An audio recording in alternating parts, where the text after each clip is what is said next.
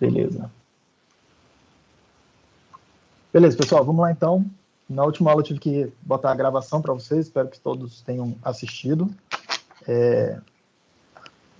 A gente começou um novo módulo, entre aspas, uma nova parte da disciplina, tá?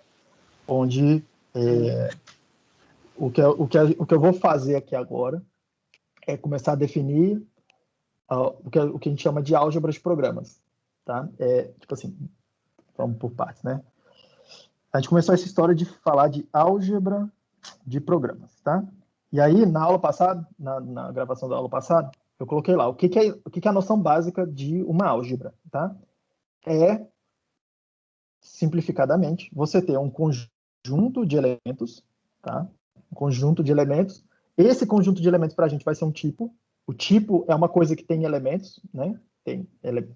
O tipo é como se fosse um conjunto com uma estrutura adicional, tá? Que é a forma de apresentação e de destruição ou de consumo desses elementos. Mas nesse aspecto é muito parecido com o conjunto, tá? O que tem de diferença principal de conjunto? Você não pode criar os elementos de qualquer maneira. Conjunto, quando a gente fala um conjunto, ele permite você construir elementos de qualquer maneira. Tá? Isso é um problema em matemática, em computação. Tá? Dá origem a vários paradoxos. A história de tipos é para evitar vários paradoxos. É um conjunto de elementos, um tipo, só que você não pode criar elementos de qualquer forma. Você tem que criar de forma mais disciplinada. Essa é a ideia básica do tipo. Tá? É colocar um pouquinho de estrutura em cima dos tipos. Em cima de conjuntos, da ideia de conjuntos. A ideia de álgebra é pegar um conjunto, equipar esse conjunto, que eu vou chamar aqui de azão, equipar esse conjunto azão com uma operação binária, tá? Na notação na matemática lá de conjuntos, o pessoal escreveria assim, né? Essa operação binária que eu estou chamando de mais dentro da bolinha, que pode ser qualquer coisa, tá?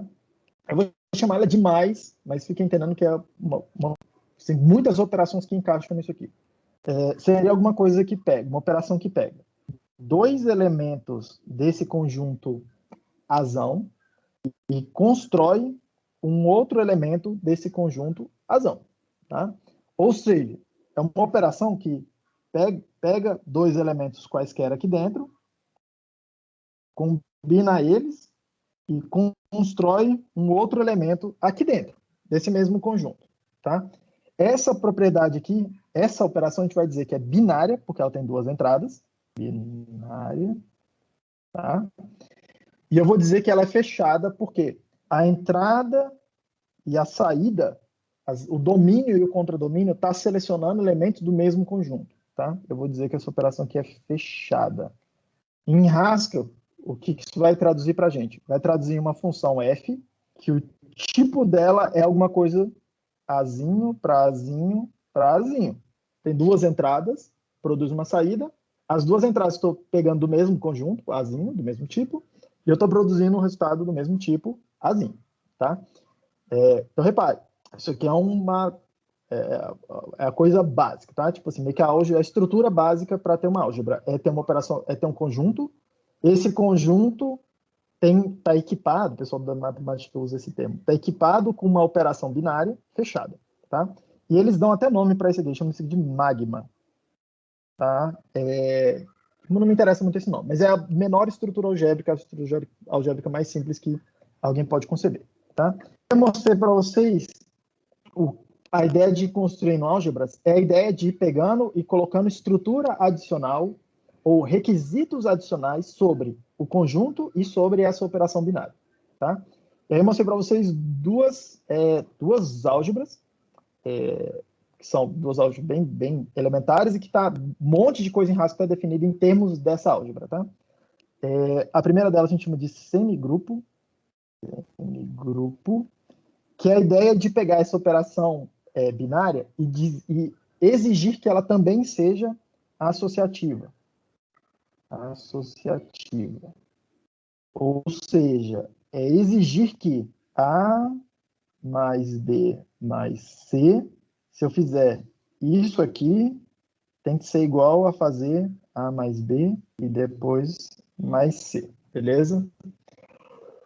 Em Haskell, a gente define uma classe que chama semigrupo, tá? E cada tipo, todo tipo que implementar esse semigrupo, o que ele está me dando é uma operação binária, uma operação com essa assinatura aqui, tá?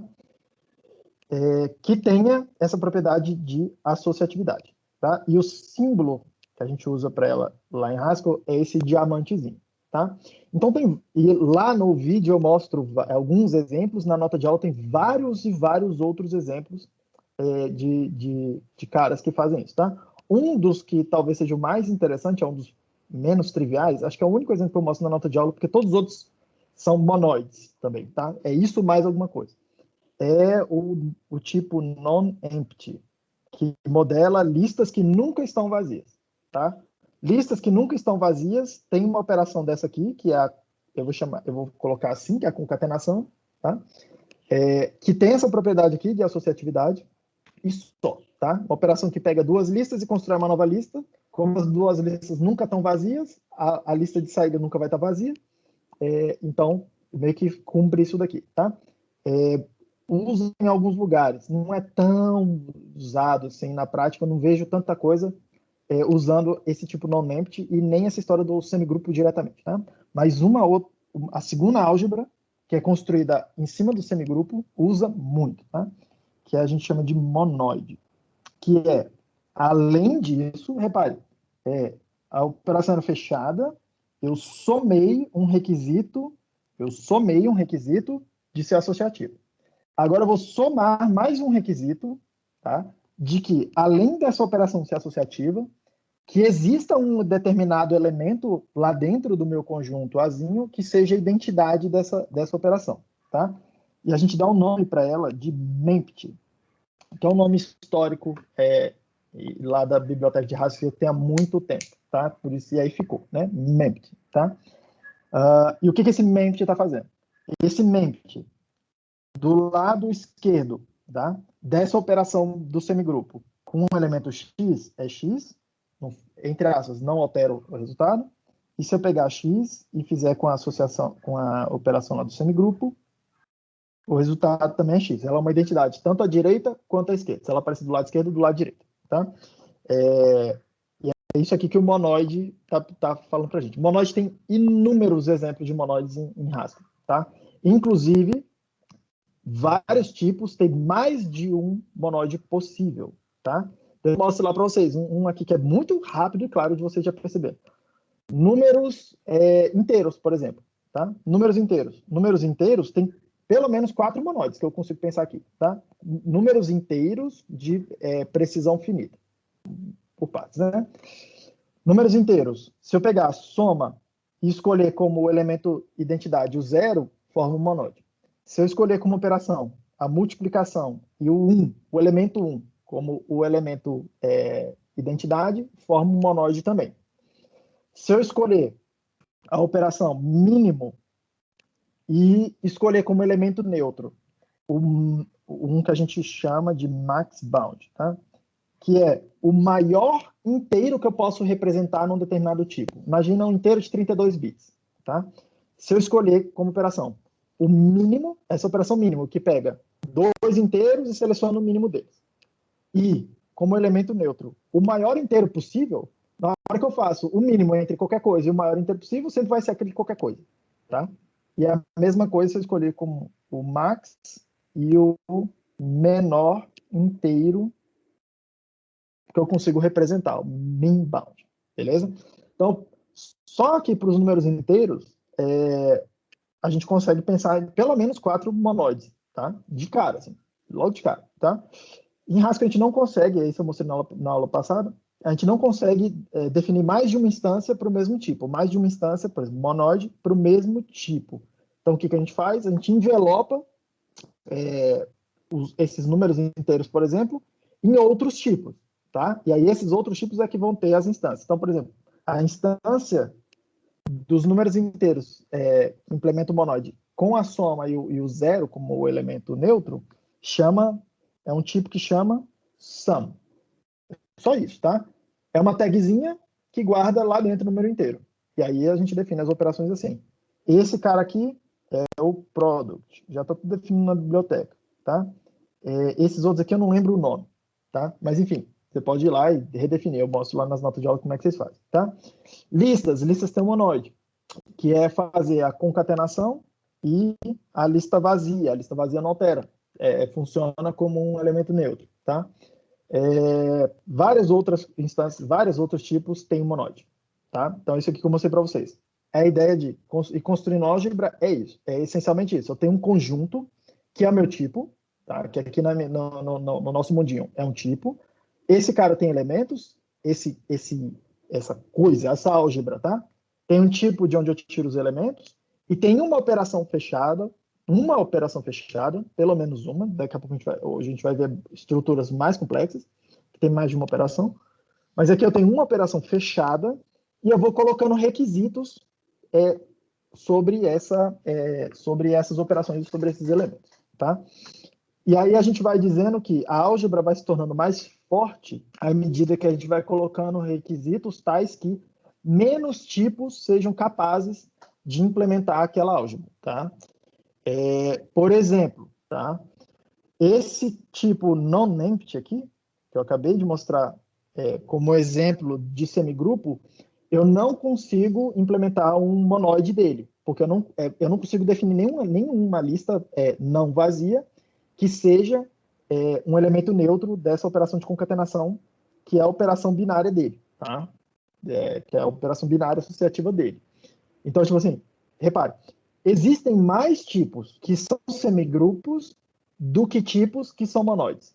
É isso que a gente vai dizer quando a gente fala que o monoide ele tem restrições mais fortes, tá? O tipo precisa ser mais forte para conseguir passar da barreira que o monoide impõe para ele, tá? O que a álgebra impõe para ele, tá? Para que serve isso, tá, gente? Essencialmente, o poder da álgebra é para resolver equações. Vocês resolvem equações o tempo todo porque vocês usam porque os elementos que vocês estão operando seguem estruturas algébricas dessa natureza. O que a gente está fazendo aqui é estender a mesma ideia para programas, tá? Para outras coisas que são computacionais, não são números necessariamente, tá? Esses dois caras aqui são as duas álgebras mais comuns, eu vejo o tempo todo, tá? Inclusive, quando eu percebo que meu tipo tem um determinado monoide, eu já vou lá e implemento, mesmo sem saber se eu vou usar, tá? Assim, porque eu já deixa lá na manga, né? Já deixa a carta guardada lá na manga, tá? Agora, qual que é o interessante disso, tá? A partir do momento que eu sei que um determinado monoide, não interessa quais são os elementos específicos que tem lá dentro do meu conjunto, não me interessa qual que é a função específica, qual que é a operação binária específica, mas, sabendo as propriedades dele, eu consigo construir algoritmos que usam essas propriedades e fazem alguma coisa útil. Essa é a ideia básica de ter esses monóides. Assim, beleza, todo mundo que implementa monóide ganha esses algoritmos aqui, ou ganha esses teoremas aqui, tá? E é isso que a gente vai ficar fazendo. É realmente uma forma de habilitar um estilo de programação muito mais genérico, muito mais abstrato, tá? Você vai formar algoritmos sem se interessar com o tipo específico, com os dados específicos que vão entrar lá, tá? E a priori você não sabe os dados que vão entrar lá mesmo, porque pode ser um dado qualquer que o programador vai construir, que você nem sabe o que vai ser, beleza? Para uma aplicação específica. O que eu queria chamar a atenção dessas duas álgebras aqui é que elas operam sobre dados, tá? Sobre dados não estruturados. Não estruturados, ok? Os meus dados, cada pontinho desse aqui é uma informação já prontinha, assim, já em si, beleza?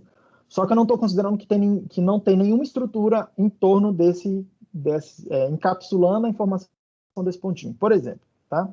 Quando eu falo de um tipo azinho e quando eu falo de um tipo lista de azinho, o que eu estou falando é as informações que tem na lista são as mesmas informações que tem nesse tipo azinho.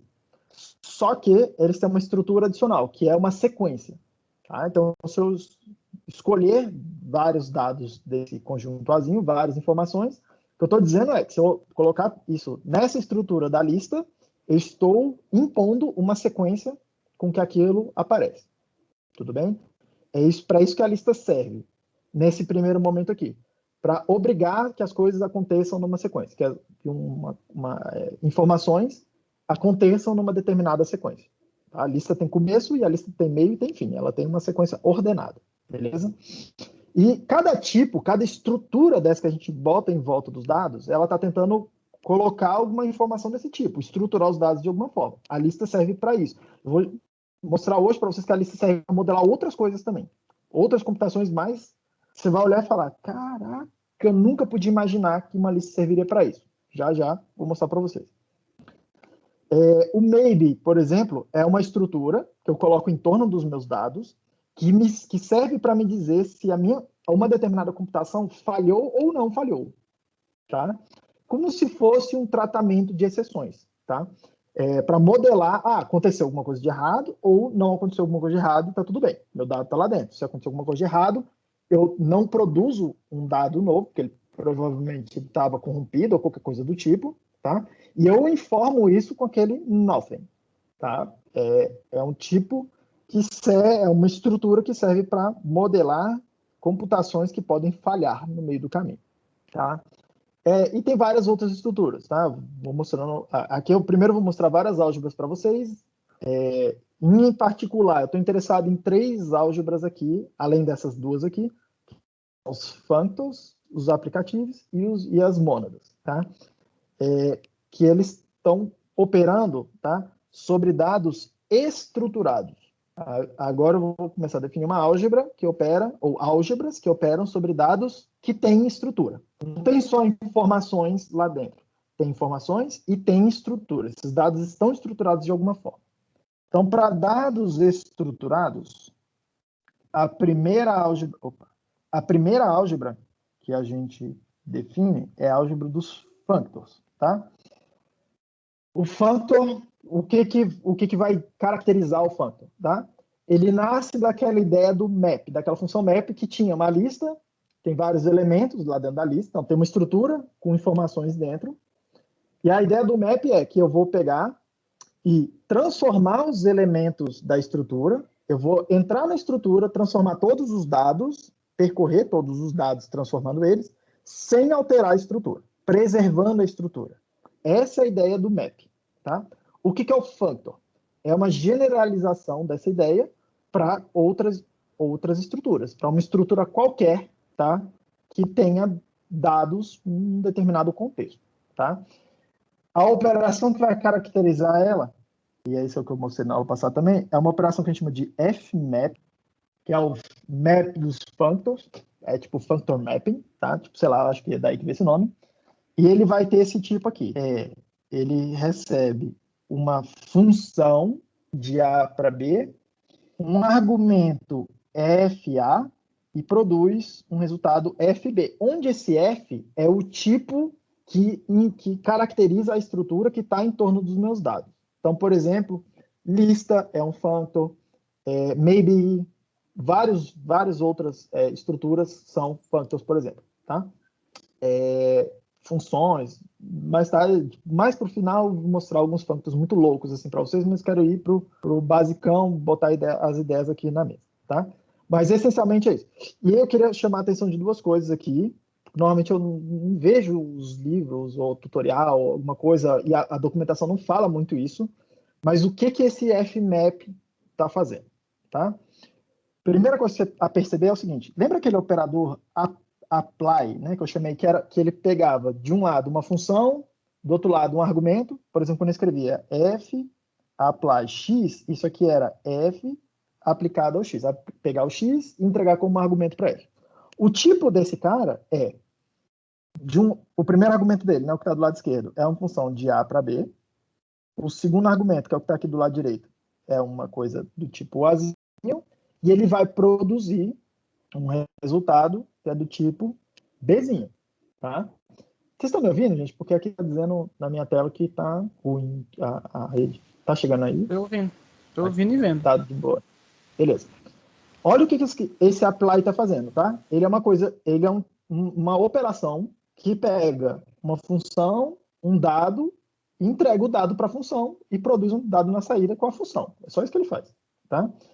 Olha o tipo do fmap, tá? Ele pega uma função, um dado, Só que agora o dado está dentro de uma determinada estrutura, está dentro de um determinado contexto, mas não deixa de ser um dado. Ele usa a função para construir um outro dado, Bzinho, desse tipo Bzinho, dentro da estrutura. É o que o FMAP está fazendo. Function Application. Tá? Só que o meu dado agora, ele está dentro de alguma coisa. Ele está contextualizado. Ele tem alguma coisa adicional nele, dando alguma informação adicional nele, tá? Que dá um senso de estrutura para ele. E essa estrutura pode representar várias coisas diferentes. Tá? Por exemplo, a lista é uma estrutura que representa uma sequência. Uma ordem. O maybe é uma estrutura que representa a possibilidade de uma computação falhar no meio do caminho. Tá? Então, essas estruturas, não pense num container só, tipo uma caixinha que eu boto lá, uma árvore, uma lista, ou sei lá, estruturas mesmo, assim, tá? Pensem em contextos computacionais. Às vezes é uma estrutura, uma informação, para indicar que alguma coisa deu errado no meio do caminho. Ou para indicar alguma outra coisa, um pouco mais complicada. Já a gente vai ver, na aula que vem, eu vou falar do I/O, de entrada e saída de dados.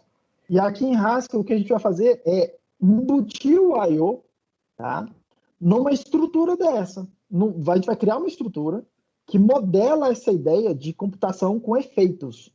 Tá? Que entra dados e saem dados para mim. E aí eu vou tratar elas de forma pura, uma computação que tem efeitos. Tá? Essa que é a ideia aqui agora. Tá? É tentar modelar isso. Beleza. O FMAP ele tem um sinônimo, que vocês vão ver, bastante comum aí na selva, né? Olhando o código dos outros. Eu mesmo tendo a usar muito esse sinônimo aqui, que é esse símbolo, esse operador aqui. Escrever ele em termos desse operador. Que nada mais para indicar que ele é muito parecido com esse application aqui. É o application, só que tem umas coisinhas em volta dele. Beleza? Tem uma estrutura em volta dele. Essa é a ideia. É o FMAP. Tá? O FMAP, a ideia do functor, eu preciso dizer quais são as propriedades que ele vai satisfazer. É a história da álgebra. Tá? Não é qualquer função, qualquer operador. Repare que se tem uma operação binária, não é fechada, né? Porque esse conjunto aqui não é o mesmo desse conjunto, tá? Então, eu estou exagerando um pouco nessa história de falar que é a mesma álgebra que eu estava falando ali atrás. Mas é muito parecido. É uma operação binária, pega dois argumentos, produz um terceiro, tá? E eu quero impor algumas restrições nesse FMAP. Tá? Para quê? Para eu poder essencialmente para poder resolver equações. Tá? O functor vai ser caracterizado por duas leis ou duas propriedades. Tá? A primeira delas fala o seguinte: se eu fizer FMAP de ID é igual a fazer ID. Esse cara aqui está falando para mim o seguinte: se eu for lá dentro da minha estrutura e eu estou olhando os dados, estou modificando todos os dados, só que estou modificando os dados com essa função ID, que faz o quê? Pega um dado e retorna o mesmo dado, tá? Não altera os dados. Então, quer dizer que essencialmente, que essa equação está falando para mim o seguinte: eu vou percorrer a minha estrutura, eu vou lá, mexer em todos os dados. Se eu fizer isso com a função ID, que não altera os dados, é a mesma coisa de fazer o ID. E aí perceba uma coisa: esse ID aqui, os tipos são diferentes. Esse ID que está do lado esquerdo, o tipo dele é Azinho para Azinho, tá? Azinho para Azinho. Quando eu junto o FMAP, o tipo dele está aqui em cima, tá? Vou marcar assim.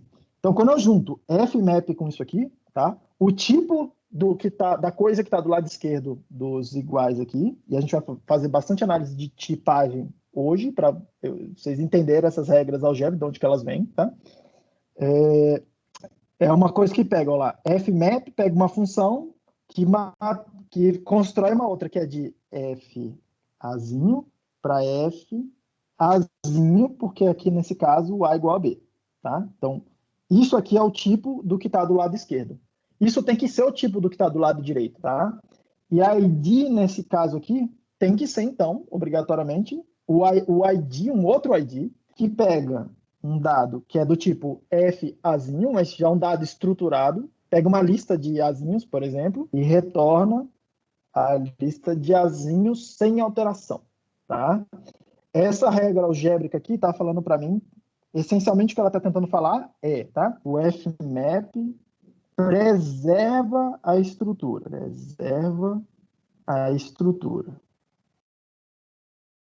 Ele altera os dados sem alterar a estrutura. Essencialmente é isso que essa regra está falando.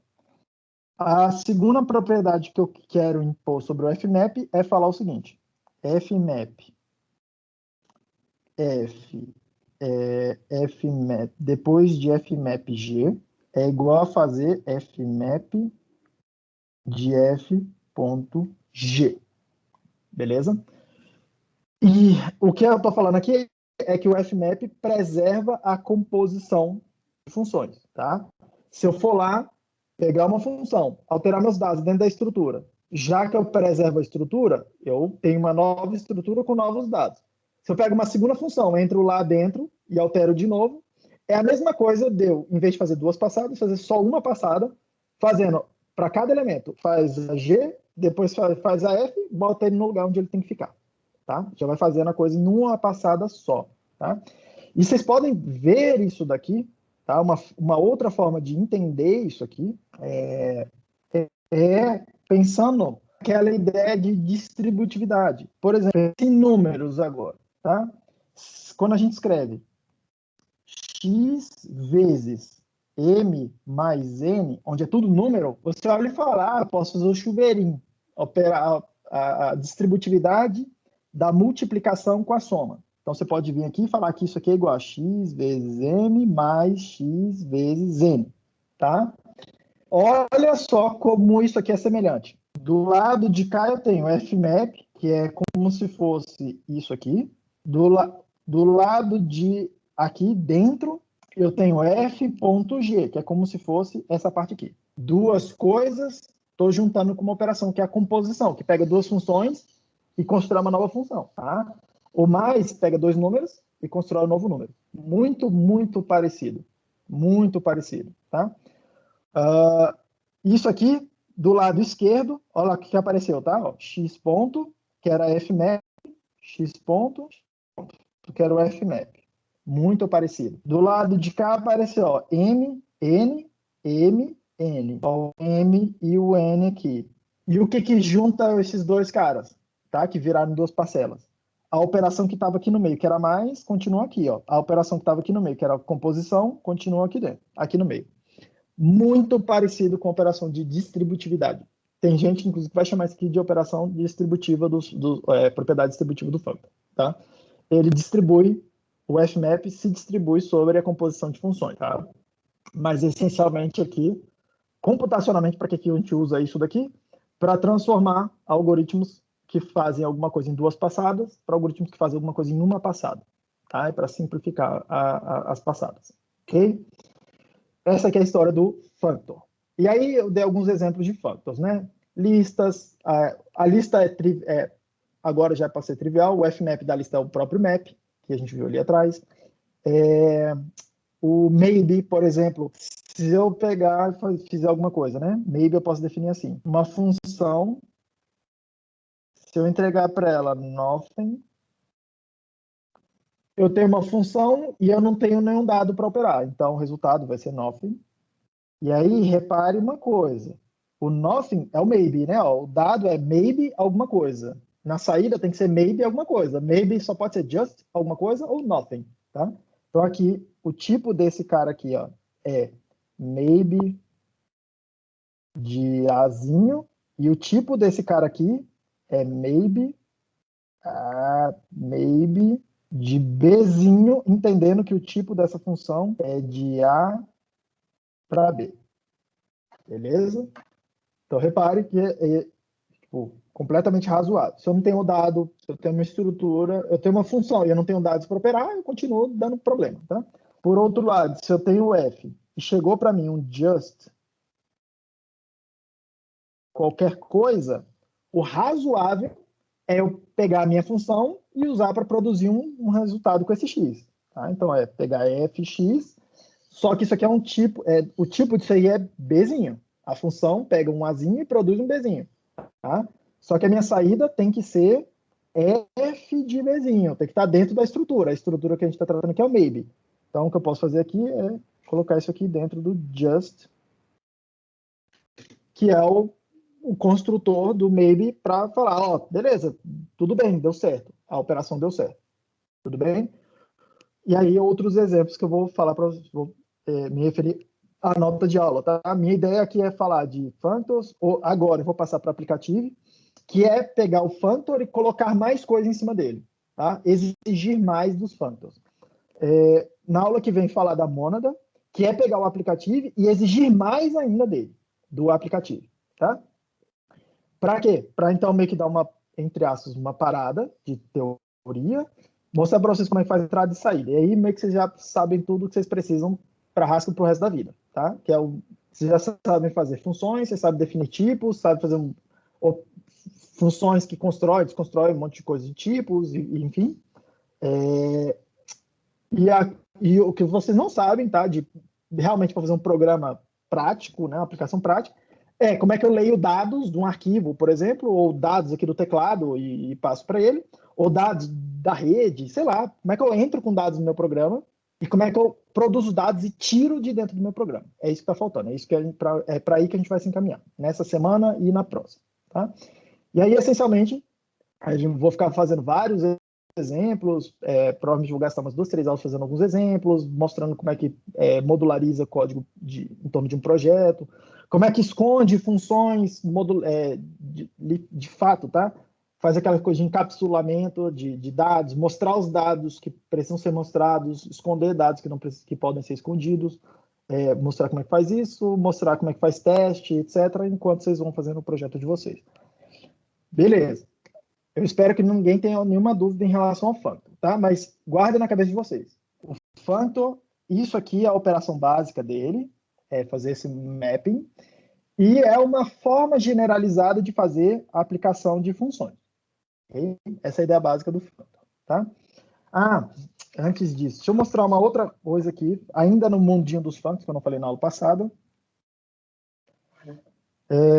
que é falar o seguinte, que é mostrar isso aqui. O que essas leis estão fazendo, essas leis do functor, né? Deixa eu anotar elas aqui de novo, porque eu gosto de enxergar elas de uma forma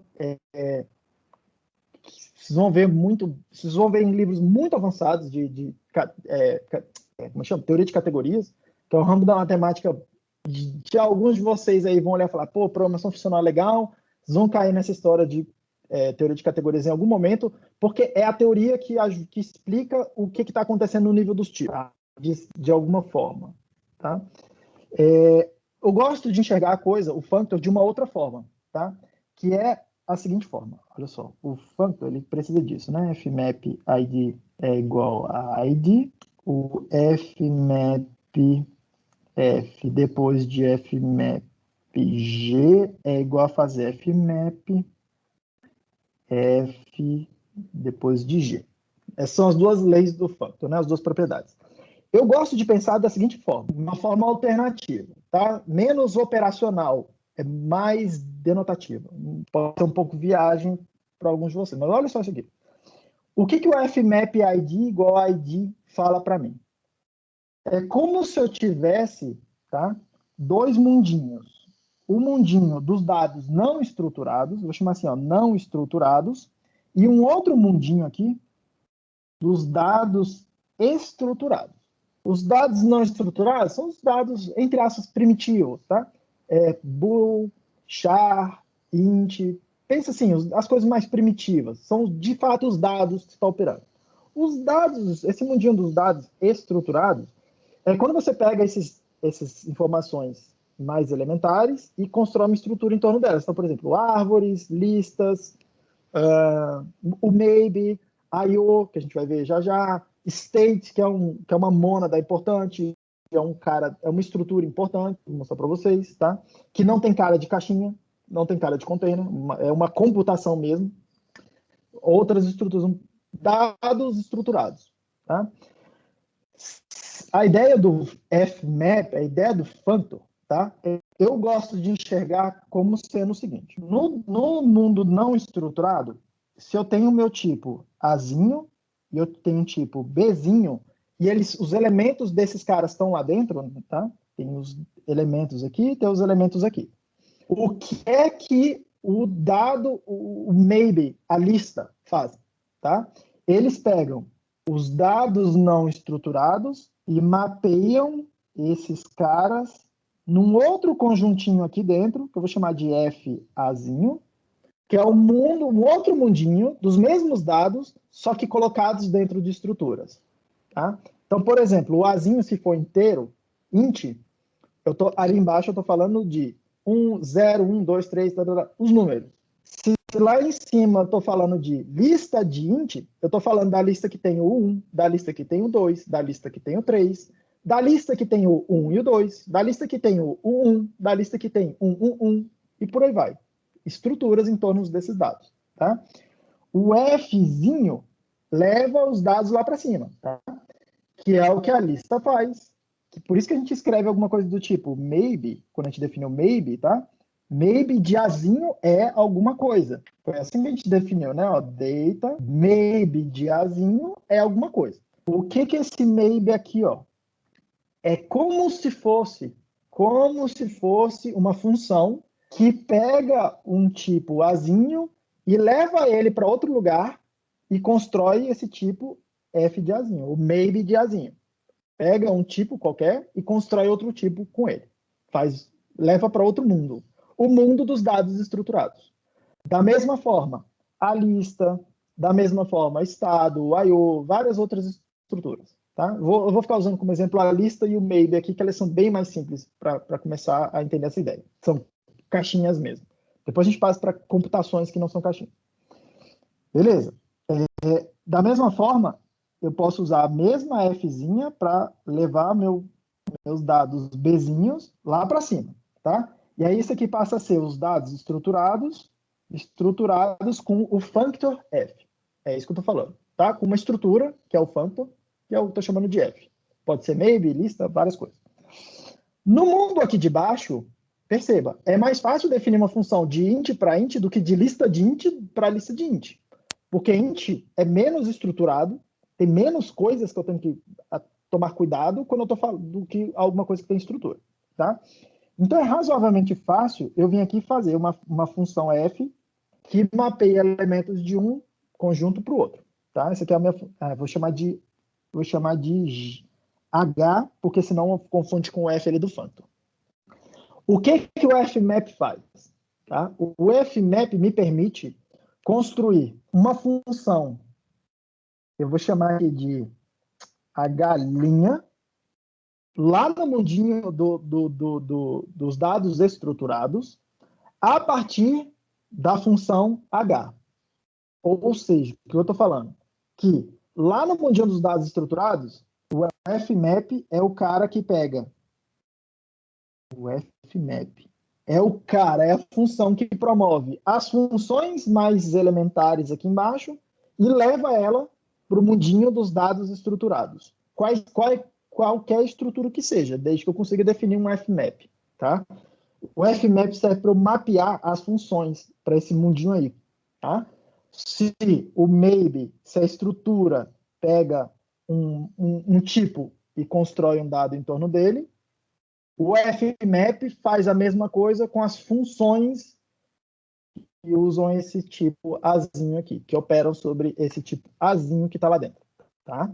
É isso que o fmap está fazendo. É bastante comum vocês acharem em alguns lugares, tá? Um sinônimo do fmap, chamando ele de lift, ou tipo subir. Lift é levantar, tá? Ou promover. Eu sempre traduzo como promover. Eu estou pegando uma função de dados não estruturados e promovendo ela para o mundo de dados estruturados. Eu gosto de enxergar dessa forma também o fmap. Tá? Isso aqui me ajuda a entender outros caras depois. Tá? Porque essencialmente o que eu estou fazendo eu vou ficar fazendo meus programas aqui embaixo.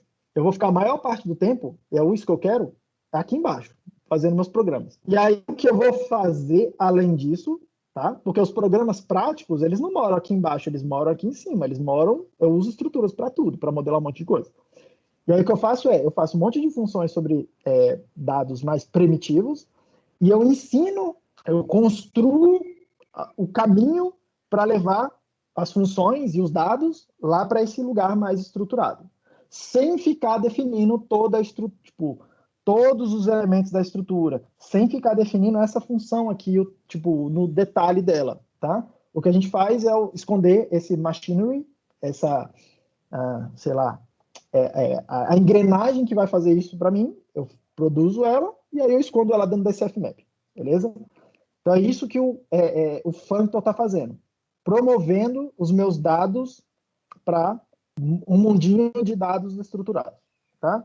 E o que é a segunda propriedade? Isso é o que essa propriedade aqui está falando, né? Isso aqui é o que essa propriedade está falando. O que a segunda propriedade está falando para mim, tá? Que se no mundinho aqui de baixo eu posso produzir uma função, vou chamar de f, tá? Vou chamar de f, Eu tenho uma função f, uma função g. Se eu tenho essas duas funções aqui, eu consigo, a partir delas, construir uma nova função que faz direto o caminho, que a gente chama de f depois de g, tá? Que é essa função azul. O que a segunda propriedade está falando para mim? Ela está falando que eu tenho que conseguir ser capaz de, na hora que eu elevar os dados para o mundo dos functors, o map me permite fazer a f' e a g' lá nos dados estruturados.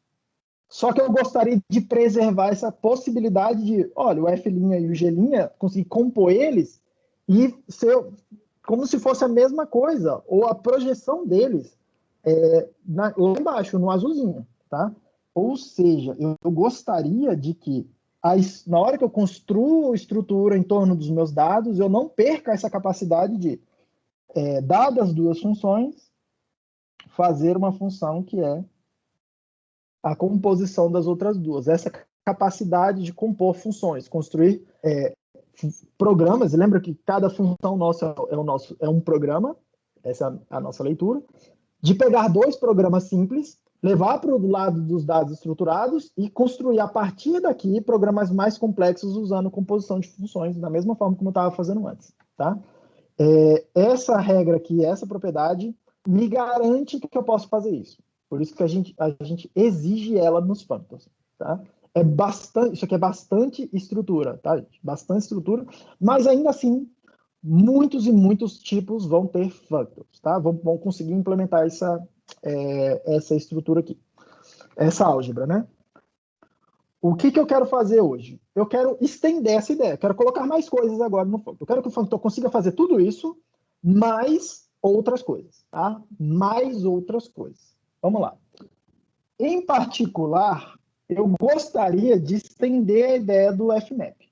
Porque, olha só, eu fiz lá o FMAP, o tipo dele era Azinho para Bzinho, functor de Azinho, functor de Bzinho.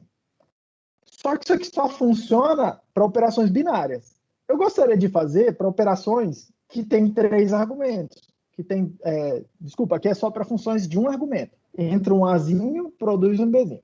Eu gostaria de estender para funções de 2 argumentos, de 3 argumentos, de 4 argumentos. Fazer mais, tá? Estender essa ideia, tipo, para meio que funções quaisquer.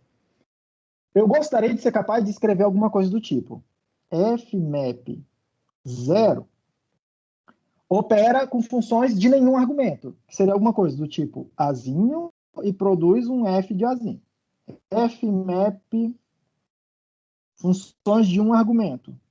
Azinho para Bzinho, setinha, f de Azinho, f de Bzinho. Funções de 2 argumentos. E aí, eu gostaria de conseguir produzir alguma coisa do tipo A para B para C. E aí, isso aqui virar uma função que é de f de A, f de B, f de C. Beleza? Eu gostaria de fazer para 3 argumentos. A, B, C e D. E transformar isso numa função que pega 3 argumentos, só que 3 argumentos estruturados. F, B, A, B, C, produz um D, e assim por diante. Eu gostaria de fazer isso para qualquer número de argumentos. Tá? Obviamente, uma primeira abordagem é virar aqui e falar, Ah, pessoal, só definir as classes e ir exigindo, e aí para cada vez que você precisar, agora você vai usar funções de 3 argumentos. Você vai lá e diz como é que é o FMAP, constrói o FMAP, tá? A minha ideia tá bom, isso é uma abordagem, é bem chato, é bem maçante, você pode ficar fazendo. A questão é que toda hora você pode acabar esbarrando num caso que é tipo assim, eu construo o FMAP até os 6, funções de 6 argumentos. Aí eu tô lá programando e de repente eu precisei fazer isso aqui com uma função de 7 argumentos. Aí o que eu faço? Paro o que eu tô fazendo, vou lá e escrevo o FMAP dele de novo, escrevo a parada, e aí pode ser que seja bem complicado, e aí terminei de produzir, tá? Fica uma solução muito ad hoc, tá? O meu argumento, eu não vou dizer da onde sai isso, tá? Da onde sai, mas vocês vão ver que funciona, isso que eu quero mostrar para vocês, é que eu consigo produzir todos esses caras aqui a partir de duas coisas só. Eu só preciso de 2 coisas para construir, tá? Eu preciso de uma função que eu vou chamar de pura, que tem a seguinte assinatura. Pego um elemento e põe dentro da estrutura. Repara que é muito parecido com o que está aqui. Pega um elemento, azinho, e coloca dentro da estrutura. Tá? O just, por exemplo, lá do maybe a, o just tem essa assinatura. Tá? Se eu perguntar lá para o meu compilador, para o interpretador, qual é o tipo do just? Disso aqui, dessa função aqui. Ele vai falar para mim que isso aqui tem tipo azinho para maybe de azinho. Ele pega uma coisa e coloca dentro do maybe. Coloca dentro dessa estrutura do maybe. Beleza? Muito, assim, você olha e fala, cara, muito parecido com aquilo. O lista vazia, por exemplo, tá? Tem essa cara também. Lista vazia, né? O tipo da lista tem essa cara. Se eu conseguisse perguntar para ele, tá? Qual é o tipo dessa função que tem essa assinatura, tá? Que é o lista vazia, mas é no nível dos tipos. Ele diria para mim que é alguma coisa que pega um azinho e transforma em lista de azinho. Pega um elemento e põe dentro da lista, tá? Se eu pudesse perguntar isso. Isso aqui é uma sintaxe inválida aqui, mas dá para entender, tá? E assim por diante. Então, eu quero uma função que pega dados não estruturados e coloca eles dentro da estrutura. De maneira trivial mesmo. Se é uma lista que só tem um elemento. Se é um maybe, ele vai lá e coloca dentro do just. Tá? E assim por diante. É essa a ideia. Trivialmente, colocar um dado não estruturado dentro da estrutura. Tá? E aí eu quero construir uma outra função que tem essa assinatura aqui. Asterisco dentro dos colchetezinhos triangulares, que eu nunca sei o nome disso aqui. Tá? E isso aqui, eu quero que tenha o seguinte assinatura, tá? F de A para B. Eu quero uma função, só que a função está dentro da estrutura agora também. Lembrando que uma função é um dado como outro qualquer. Nunca tirem isso da cabeça de vocês. Se eu tenho uma lista de ints, eu posso fazer uma lista de char, eu posso fazer uma lista de bool, e eu posso fazer uma lista de funções de azinho para azinho, por exemplo. Nada me impede de fazer isso, tá? O segundo argumento é um f de azinho, que eu vou usar para alimentar essa função, e ele vai produzir para mim um f de bzinho, tá? É isso aqui que a gente quer. O meu argumento é que, se eu conseguir construir esses 2 caras, essas 2 construções aqui, eu consigo definir qualquer uma dessas funções fmap de tantos elementos que quer que seja, tá? Arbitrários, beleza? Vamos ver um exemplo. E aí eu mostro um exemplo, sem mostrar ainda como construir, tipo, para cada tipo, tem que entrar no detalhe, mas deixa eu mostrar um exemplo para vocês, tá? Disso aqui funciona, né? Opa, disso aqui funciona. Então, por exemplo, tá? Olhando só a assinatura de tipos, beleza? Olha só o negócio aqui, se eu pegar a função mais um, essa função, ela é uma função que pega um azinho e produz um azinho, né? Pega um número e produz um número, do mesmo tipo. Eu vou chamar de azinho para bzinho, tá? Só para ficar mais visível o que está acontecendo, beleza? Mas atenção que é azinho para azinho lá no mundo real mesmo ali, tá? Se você perguntar para o seu interpretador. Ele produz um número do mesmo tipo do número que entrou. Se for int, é int, se for double, é double, e assim por diante. Mas eu vou botar esse bzinho só para conseguir mapear, ver onde como é que as coisas estão caminhando aqui dentro da análise, tá?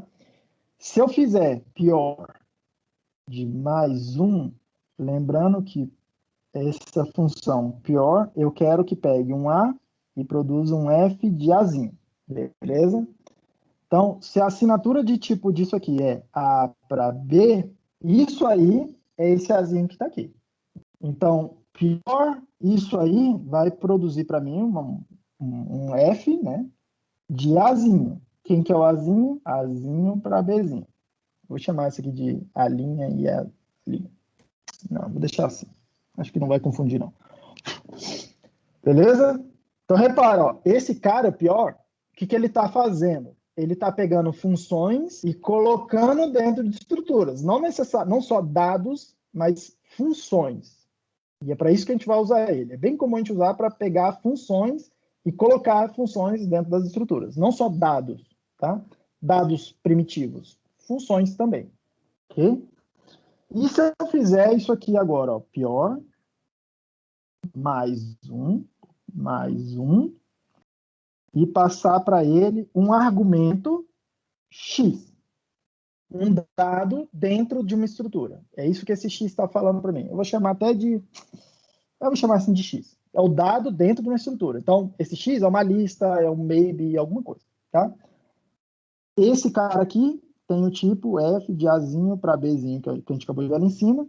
Esse cara, lembrando que a assinatura desse cara é F de A para B, FA, FB. Então, ele vai inferir que isso daqui é um F de Azinho. Esse mesmo Azinho que está aqui. O resultado de... Rapidinho. O resultado disso, já volto para você. O resultado disso aqui é um F de Bzinho. Que eu estou dando para essa função, que não tem nome, tá? Uma apply bombado. Eu dei para ele a função, dei para ele o dado, ele produziu para mim um F de Bzinho. Pergunta, Eduardo. É só saber se esse operador aí, que você acabou de falar que não tem nome, se ele é infixo mesmo. Ele é infixo mesmo. Raro, ok. Não é mais comum do que parece. Até agora, na verdade, até agora não, mas vamos lá. É porque tem uma regra em Haskell para fazer os operadores infixos ou prefixos, né? Todos os operadores, função tem que sempre começar com uma letra. Se começar com uma letra, não pode começar com um número, o nome da função. Igual qualquer linguagem que vocês veem, tem essa regra. Se começar com uma letra minúscula, é prefixo, tá? É sempre prefixo.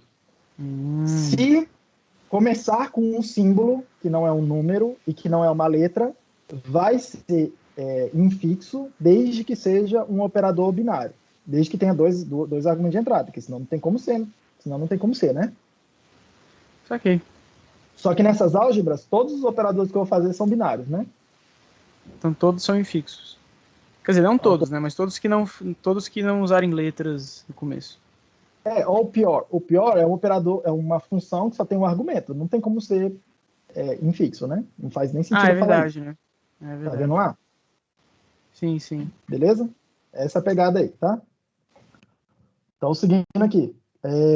Então, é isso aqui que aconteceu. Tudo bem? Repara uma coisa. Olha o FMAP. Isso aqui não tem nada a ver com o FMAP, tá? Isso aqui não tem nada a ver com o FMAP. O map do function. Mas, se eu fizesse por outro lado, se eu fizer a minha função, se eu fizer isso aqui, né? Ó, fmap mais 1. Qualquer assinatura do fmap mesmo, eu vou marcar assim, tá? Esse aqui é o fmap. Ele é Azinho para Bzinho, pega um F de Azinho e produz um F de Bzinho. Tudo bem? Eu dei para ele o Azinho para Bzinho. Então, o tipo disso aqui é F de Azinho, me entrega um F de Bzinho. Se eu der para ele o mesmo parâmetro X, o X é do mesmo tipo, né? Ó, F de Azinho. Ó. É a mesma coisa que está aqui. Ó. Tá? Olha como está alinhado esse negócio. Se eu passar para ele lá o X, o tipo desse cara aqui é um F de Azinho. Na hora que eu junto esses dois caras aqui, vou produzir um F de Bzinho. Do ponto de vista dos tipos, é a mesma coisa. E a gente vai exigir que isso aconteça. um pouquinho mais na frente aqui, nas regras dos aplicativos, nas propriedades deles, eu vou querer que isso aqui seja verdadeiro, sempre. Que eu posso reescrever as coisas nesse formato, né? O pior alguma coisa aplicado a um dado, eu vou querer poder sempre reescrever usando o fmap. E vocês vão ver que fica muito elegante quando usa esses símbolos aí, tá? Mas isso aqui por enquanto é uma coincidência, tá? Por outro lado, vamos olhar essa função, outro exemplo. Essa função mais. A função mais tem assinatura A para B para C. Na verdade, verdadeira é azinho, prazinho, prazinho. Eu estou marcando A, B, C para poder marcar as posições de cada coisa na construção que eu vou fazer. Onde que está a posição do tipo Azinho, onde está a construção do tipo Bzinho, onde está a construção do tipo Czinho. Beleza? Mesmo sabendo que vai degenerar tudo para o mesmo tipo. A, B e C tem que ser iguais. Vamos lá. Se eu chegar aqui agora e encapsular isso aí dentro do pior. Pior mais. Vamos lá. Ó. Qual que é a assinatura disso aqui? Não preciso anotar mais, né? Vamos lá. O pior pega uma função de ABC. Oh, perdão. Deixa eu anotar aqui, porque senão eu mesmo faço confusão. Ele pega um Azinho e produz um F de Azinho. Quem que é o Azinho? É tudo isso aqui, ó. O tipo Azinho. É o tipo dessa função aqui. Beleza? Então, isso aqui produz para mim, ó, F de aquilo tudo lá dentro. A para B para C. Isso tem que ficar bem claro, tá, gente? Se eu pegar o A, o pior. Opa, o que eu fiz aqui? Pera aí, rapidinho que eu estou fazendo besteira aqui no meu caderno. Se eu pegar o pior e passar para ele, é um Azinho, é qualquer coisa. Qualquer tipo específico. Se eu colocar aqui a função, passar para ele, ó, uma função, o tipo, esse Azinho que está do lado de cá, é tudo isso aqui. Ele vai pegar tudo isso aqui e colocar dentro da estrutura F, ao qual ele se refere, é o functor ao qual ele se refere, tá? Ou no caso aqui é o aplicativo que ele se refere. Então ele vai botar tudo dentro desse F aqui, que é a estrutura. Já a gente vê casos concretos, né? Beleza. Se eu escrever pior mais e passar um dado para ele, um X, tá? Opa, perdão. Tem que usar esse operador aqui e passar um X para ele. Do lado de cá, o tipo está aqui. Do lado de cá, lembrando que esse cara tem que ser F de A para B, um FA e um FB. E aí, muita atenção agora nessa hora. Esse cara aqui, ó, esse operador recebe do lado de cá uma função que é de A para Bzinho. Aqui eu estou entregando para ele uma função, ó, dentro do F, uma função de A para Bzinho. Tudo isso aqui é meu Bzinho. Esse Bzinho aqui. Tranquilo? E eu estou entregando para ele, ó, um dado FA do lado de cá. Esse cara tem que ser um FA. Esse cara aqui vai ser, então, consequentemente, eu vou interpretar ele assim, né? A para B, C. Automaticamente tudo isso aqui tem que produzir para dar certo um F de Bzinho. Bzinho quem que é? B para C. Ah, professor, me lembra uma coisa que você já fez aí no passado. Tem que te lembrar mesmo. Se eu pegar uma função f qualquer, uma função simples aqui, ó, A para B para C, por exemplo, tá? Por exemplo, a função mais, que é a purinha que eu estou usando ali dentro, e pegar e escrever mais 1, entregar para ela só o primeiro argumento, o tipo disso aqui é Bzinho para Czinho. Opa!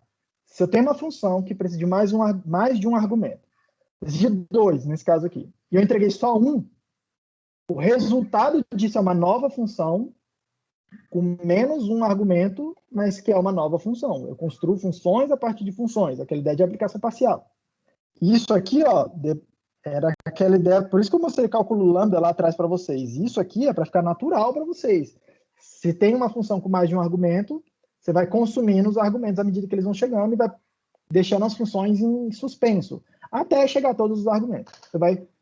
Chegou uma informação, computa, faz a computação até onde der para fazer com aquela informação e para. Deixa lá e fala assim, na hora de chegar o próximo, mais uma informação aqui, eu continuo. Deixa aquilo lá em suspenso. Tá? É exatamente o que a gente está fazendo aqui. Ó, tá? Produzindo funções no meio do caminho. Eu só entreguei um dado para ele, tá? Vou produzir no meio do caminho. E se eu pegar tudo isso aqui e usar esse application de novo, tá? Que tem muito cara de pegar uma função, aplicar um argumento. Mesma pegada do FMAP, só um pouquinho diferente, tá? O que acontece se eu passar um argumento y para ele? Vamos olhar. Isso aqui tudo, ó, o tipo é este. Do lado de cá, o tipo tem que ser se é f de A para B, ó, f de A para B, eu vou anotar aqui, que é a assinatura que está aqui em cima. Esse cara aqui é um f dessa primeira coisa, que é um Bzinho, então esse y tem que ser um f de Bzinho, tem que ser esse tipo, e na hora que eu combino eles com esse operador, eu vou produzir um f de Czinho, eu vou terminar a computação. O f de Czinho é o que eu estou procurando, tá? O f de Czinho é o que eu estou procurando. Então, olha só o negócio aqui. Se eu generalizar isso aqui agora, né, abstrair essas coisas concretas. Na hora que eu escrevo pior f, tá? Uma f qualquer aqui. Application, um dado x. Application, um dado y. E eu passar como parâmetros de uma função esses caras, né? Então, falar que é o seguinte, ó. Vou chamar de fmap. Eu vou chamar de 2, porque esse f tem 2 argumentos. Eu passo para ele uma função, eu passo para ele o x, eu passo para ele o y. Se eu construir a fmap desse jeito, é exatamente aquela fmap que eu estava procurando ali atrás, com a exata assinatura que eu estava procurando ali atrás. Ó. Esse f é esse tipo aqui, é desse tipo aqui que eu estava procurando lá atrás. Esse x é f de A, esse y é f de B.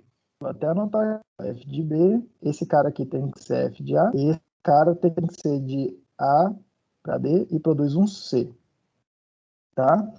E o resultado dessa coisa aí vai ser um f de C. Porra, eu consegui fazer aquela fmap2 a partir desses dois caras, o pior e esse application mais bombado aqui, mais sofisticado. Como é que eu faria o fmap3? E aí eu vou só dar a resposta, eu convido vocês a fazer essa mesma análise de tipos que eu acabei de fazer, tá? Mas, sem provar, eu digo que se eu quisesse fazer o fmap3, eu faria fmap3 que recebe uma f, um x, um y, um z, três argumentos. Isso aqui vai ser igual a pior. Eu vou lá, pego a minha f, boto dentro da estrutura, e aí eu vou fazendo a aplicação parcial usando esse cara aí. É x,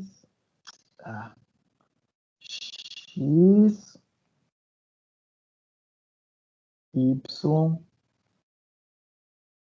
z. E assim por diante. Tá?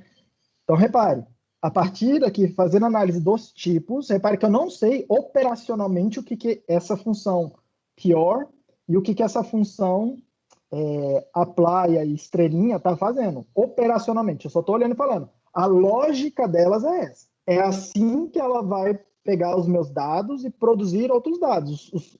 Os tipos de dados têm que seguir essa lógica. E repare como é poderoso olhar os tipos como especificações das coisas, tá?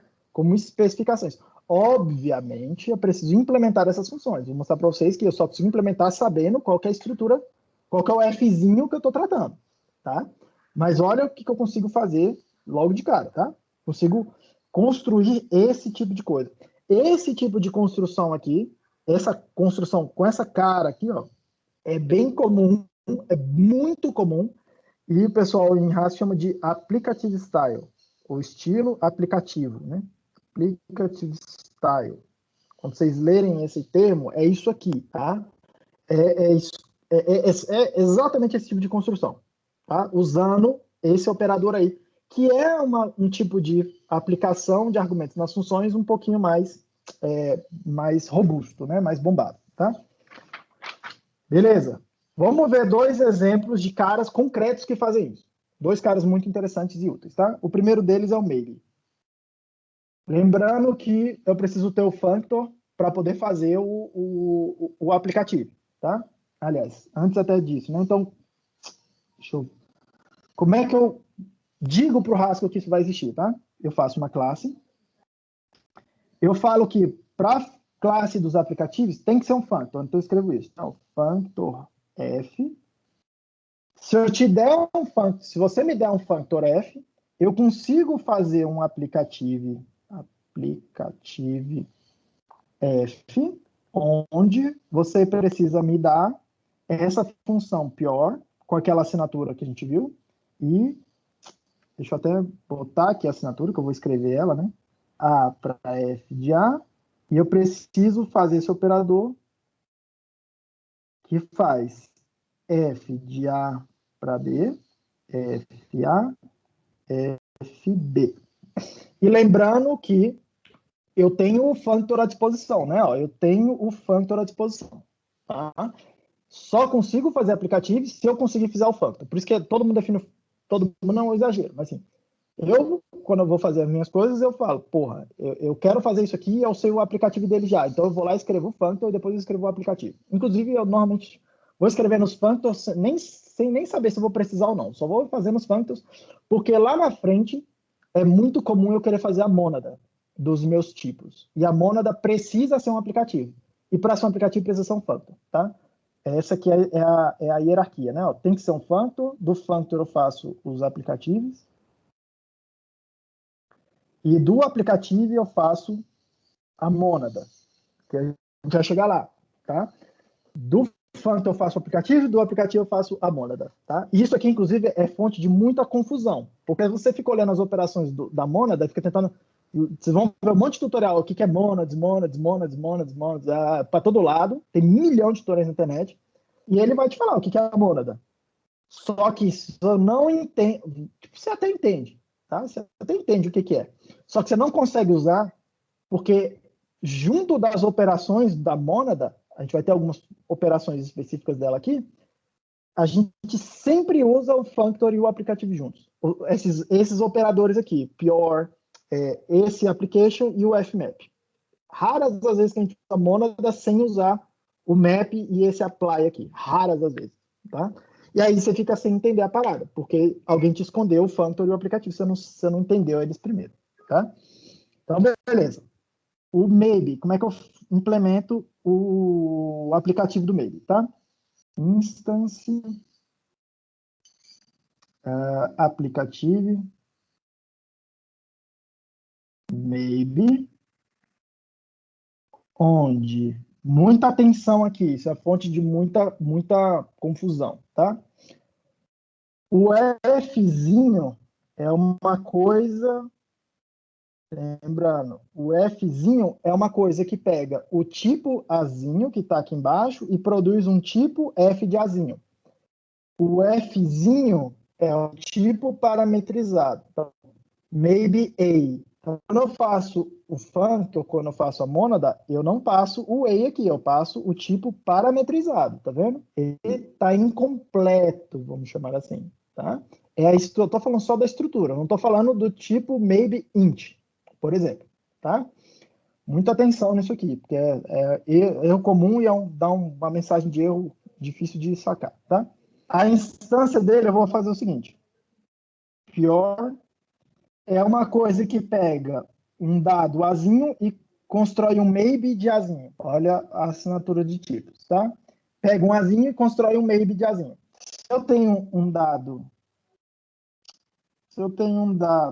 Cara, cadê minha borracha? Se eu tenho um dado X, eu quero colocar dentro do maybe, o mais razoável se fazer, tá? Para não perder dados, essa é a ideia. Para não perder dados, é colocar ele no just, né? Just X.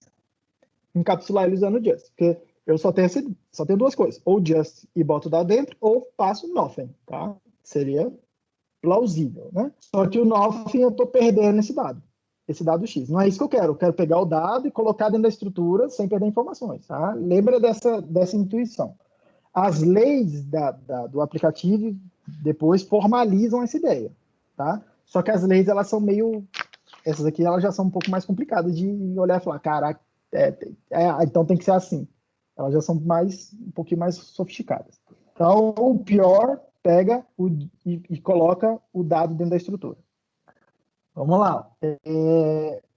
Esse cara que eu preciso definir agora. Eu vou receber uma função, que eu vou chamar aqui de... repare, é uma função dentro do maybe, né? Tá?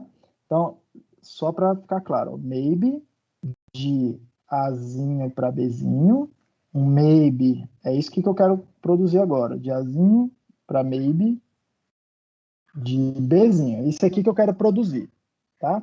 Então, do lado esquerdo é maybe. Opa, maybe pode ser ou nothing, vou fazer pattern match aqui, ou pode ser just, e aí tem uma função lá dentro. Olha lá, uma função lá dentro, ok?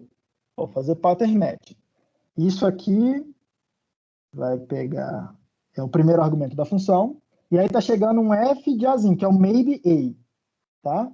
Eu vou chamar de mx, um maybe x, ok? Porque você pode até pensar, pô, professor, mas aqui seria interessante eu abrir também. O mx pode ser nothing ou pode ser um just x. Pois é. E aí seriam 4 casos, né? Nothing com nothing, nothing com just com nothing e just com just. E aí você faz todos os casos. Só que, lembrando que a gente tem o functor, né? Eu tenho o functor, tá? E aí, se eu tenho o functor, eu posso fazer o seguinte. Olha só, posso aproveitar isso aí. Chegou o nothing do lado de cá. Eu não sei dizer o nothing, que fala o seguinte para mim. Eu não sei dizer qual que é a função que eu preciso aplicar ao meu dado. Se eu não sei dizer, eu não vou fazer nada. Eu vou falar, ó, falhei. Eu vou propagar a falha. Faz sentido. Se eu tenho a função, por outro lado, eu tenho a função, ó, o fzinho, eu consigo extrair lá do just. E eu tenho o maybe e sabendo que o maybe é um functor, ou seja, eu consigo pegar uma função f qualquer e aplicar lá dentro da estrutura, sem precisar ficar abrindo a estrutura, tá? Sem precisar fazer o pattern matching aqui. Ou seja, o que eu estou falando é pegar f, fazer fmap lá dentro do fx. Fmap fmx. Ou seja, pegar a função f, enfiar ela lá dentro da estrutura e alterar todos os dados que estão lá dentro. Nesse caso, só tem um dado, tá? E aí, a definição do functor do maybe já cuida dessa parte para mim, tá? Por isso que é importante você entender primeiro o que é o functor, deixar isso bem na sua cabeça, para poder ir lá e falar, beleza, agora saquei melhor o functor. Sempre guarda que tem um fmap lá. Se você tem o functor, você tem essa ideia de fmap, de fazer a aplicação da função lá dentro. A partir daí, você constrói os aplicativos, tá? Esse aqui é o maybe, é o aplicativo maybe, tá? O outro exemplo, esse exemplo é bem interessante e bastante útil. Por quê?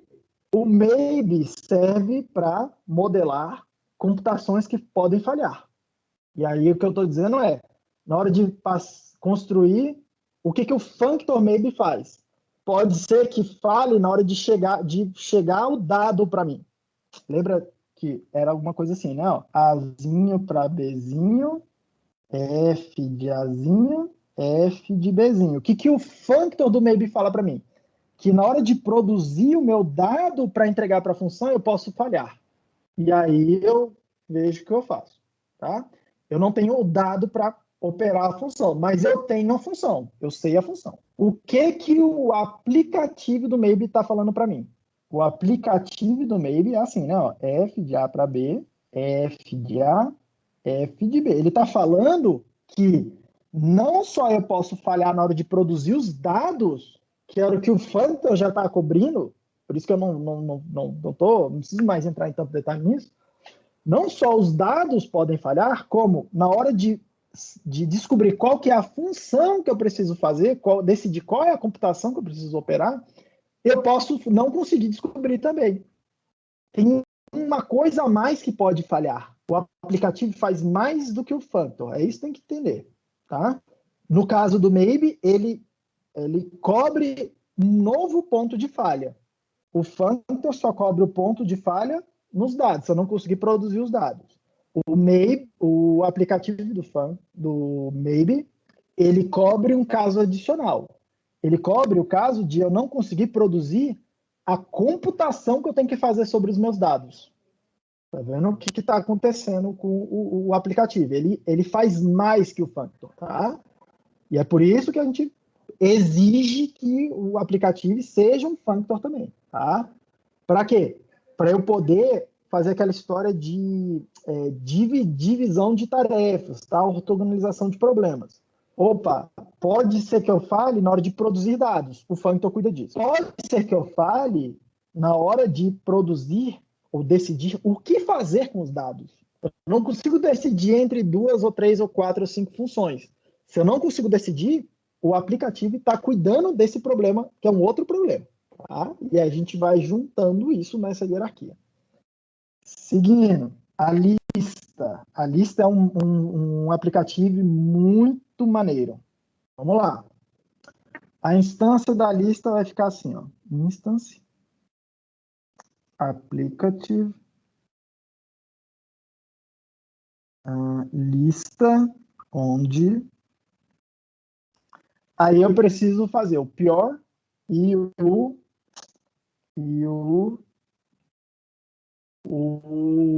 apply ali, a estrelinha, tá? O pior, ele vai pegar um dado que é de Azinho e colocar dentro da lista de Azinho. Beleza. Então, o que o pior X vai fazer? Eu faço uma lista que só tem o dado lá dentro.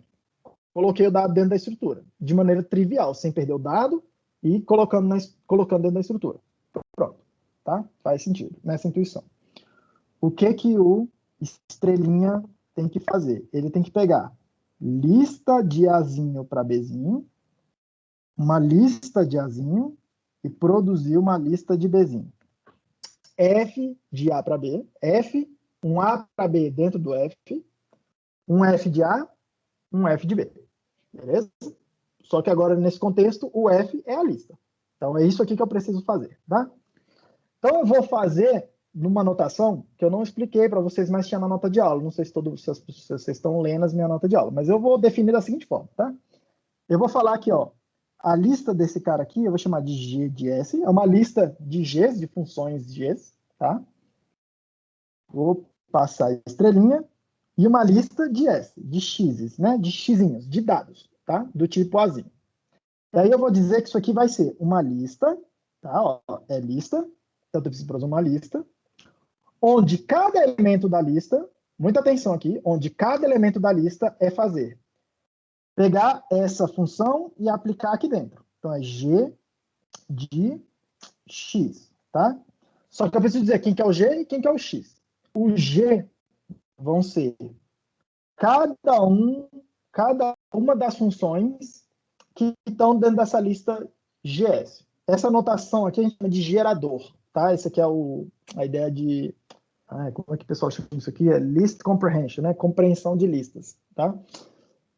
Do lado direito da barrinha, eu posso fazer geradores de dados e filtros. Aqui no caso que eu estou falando, G é cada um dos elementos de GS. Ou seja, se o GS tem, tá? Uma coisa que é G1, G2, G3, esse G vai ser G1 e vai fazer alguma coisa. G2 e vai fazer alguma coisa. G3 e vai fazer uma coisa. Vai pegar todos os casos e vai olhar. E o X, quem que vai ser? Todos os elementos da lista XS, tá?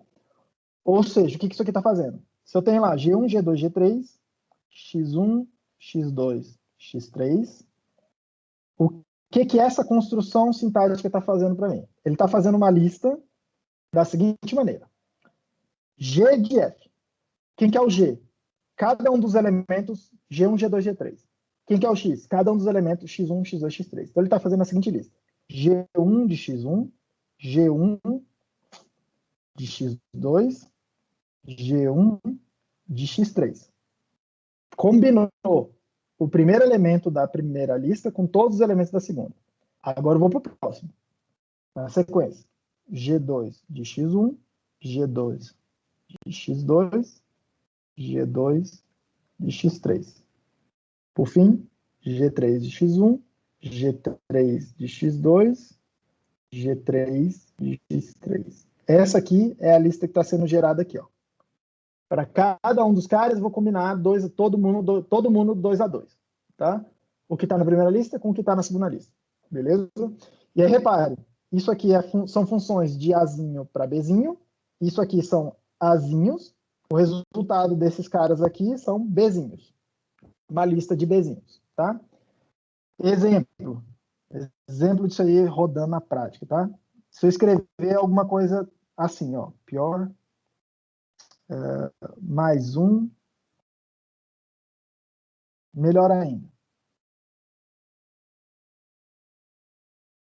Eu escrever aqui, pior mais, passar para ele uma lista, a primeira lista, tá? Ó, só tem um elemento. A segunda lista só tem um elemento, sei lá, o 2. O resultado disso aqui é uma lista que só tem um elemento que combina 1 com 2 com aquela função lá, ó, que é 1 mais 2, que é a lista que só tem um elemento que é o 3. Tá? É isso que está acontecendo. Por outro lado, pior, mais... Se eu passar listas com mais de um elemento, ó, 1, 2, sei lá, 3, 4... Aqui eu vou fazer multiplicação que fica mais fácil de enxergar. O resultado disso aqui é a multiplicação de 1 com 3, 1 com 4. Vou escrever 1 vezes 3, 1 vezes 4, 2 vezes 3, 2 vezes 4, que é 3, 4, 6, 8. Todas as combinações de todos os elementos das duas listas 2 a 2. Beleza? Ô, professor, isso aqui é muito louco. Eu não vou provar para vocês, mas ele vai satisfazer as propriedades que eu vou passar já agora, do que o aplicativo tem que fazer, das propriedades algébricas dele, isso aqui satisfaz. E o que isso aqui tá modelando para a gente computacionalmente, né? Cara, o que isso aqui está modelando para mim? Tá? Isso aqui modela, surpreendentemente, um tipo de computação que a gente chama de não determinística. Não determinística. O que é uma função determinística? Vamos lá. É pegar uma função que, para uma dada entrada, x, só tem uma resposta, f de x. Só tem uma resposta. Pá. É esse aqui, o resultado. Eu vou chamar de y. É mais claro. Só tem uma resposta y. O que é um sistema não determinístico? Você pode pensar que é um sistema que, se eu te der x, tem duas respostas corretas, ou 3, ou 4, ou 5, ou várias respostas corretas, igualmente corretas. O resultado da operação aqui, ó, f de x, pode ser tanto y1 quanto y2. Não é uma coisa ou outra, a depender do x. Não é isso que eu estou falando. Eu estou falando tem uma função f, tem uma caixinha preta, eu te dou um dado, e aí tem duas respostas corretas. Qual que é o resultado disso? As duas respostas. Isso aqui é uma forma de computação não determinística. Eu tenho mais de um resultado possível para determinada entrada. Tá? E o que é essa lista? Isso é o que está acontecendo aqui, ó, né? Estou vendo todos os resultados possíveis. Tá? E como é que eu gosto de pensar nessa construção que eu acabei de fazer aqui? Eu gosto de pensar que se eu tinha uma função lá, vezes, né? Entrava x, y e saía z, agora o que o aplicativo está fazendo para mim é construir uma outra caixinha x, eu vou chamar aqui fx, tá? Uma outra caixinha que faz uma multiplicação muito diferente aí, onde o meu x não tem só uma entrada possível, tem várias entradas possíveis. Tem um índice, como se fosse um conjunto e tem vários caras lá dentro. Tem o elemento x1, x2, x3, x4. Todos eles estão entrando aqui. No lado de cá, tem um cara YJ. Tem um outro conjunto e todos os caras vão entrar aqui no meu. Estou interessado em saber o resultado dessa coisa, todo mundo. Tá? E o que é a saída? Eu vou chamar de Z. A saída tem dois índices, tá? I e J, que combina o primeiro elemento do primeira entrada com o primeiro elemento da segunda entrada. Primeiro elemento da primeira entrada com o segundo elemento e por aí vai. Tá? Que é para eu poder falar, tá bom, quais desses caras eu estou pegando entrada? Isso é o que vai produzir na minha saída. Tá? Só que a gente não faz isso fazendo for dentro de for, que é o que a gente faria numa linguagem estruturada de programação C, Java, C++, no Python, você faria for i alguma coisa, for j alguma coisa lá dentro, tá? Z de j, aí você calcula a parada. É isso que eu faria, isso que está acontecendo aqui. Aqui a gente faz tudo numa tacada só, sem ficar fazendo for, loop na cabeça. Aqui eu estou entrando com todos os IJs de uma vez só, é a lista, eu te dou todos os dados. Aqui eu te dou a outra lista, eu te dou todos os dados, e aqui eu te produzo todas as possibilidades de saída, pá, que é o que o Solaccio faria. Tá? É isso que o aplicativo das listas está fazendo, como se fossem laços nested, né? A gente chama isso aqui de computação não determinística, tá? Pega todas as saídas possíveis. Isso aqui é muito útil, né? Assim, extremamente útil. Pergunta, Ivan. O que você falou, né, de colocar um for dentro de um for, é um problema de tempo de programação. O tempo do programa aumenta muito e você sempre quer evitar de qualquer forma. Programação funcional, então, consegue, entre aspas, resolver esse problema? Tipo, o tempo de calcular tudo isso aí é realmente mais rápido do que nested fors? Olha, vamos por partes. Tem vários algoritmos que a gente não tem como evitar de fazer os laços alinhados. Por exemplo, isso aqui. Se eu precisasse calcular, por exemplo, se esse Z e J for uma matriz, eu preciso saber todos os dados da matriz. Você repara que eu preciso calcular todos os dados, né? Alô? Sim, sim. Você pode pensar nesse Z e J como uma matriz, né? Tem uma matriz Z que tem elementos na linha I e nas colunas J. Você pode pensar nisso. Então, vamos lá. Se eu preciso saber todos os Z's e J's, não tem jeito. Eu vou precisar calcular a parada toda, tá? Só que aqui entra aquela história de lazy evaluation. Se em algum momento eu preciso, por exemplo, do elemento Z, sei lá, 1, 2, só preciso desse cara, eu vou calculando a parada só até chegar nesse elemento. E eu nem vou calculando, tá? Repara uma coisa. Porque o Z12, o que é? É fazer isso, né? Tem uma lista que tem, sei lá, vários elementos aqui. Tem uma outra lista que tem vários elementos aqui, tá? E eu quero pegar, eu tenho uma função f, que está lá guardadinha em algum lugar. O que é que o que a gente chama de eager evaluation, né? Tipo, você faria lá no Python e ele vai calcular. Você entra dentro do laço e calcula tudo, mesmo que você nunca não precise no futuro. Você calcula tudo, pá, tá? Você calcula todos os dados e guarda todos os dados. Aqui não é assim. Aqui em algum momento alguém vai me pedir os dados. Se alguém me pedir só esse dado aqui, ó, Z de 1, 2, para qualquer coisa que seja, eu não vou produzir todos os Z e J.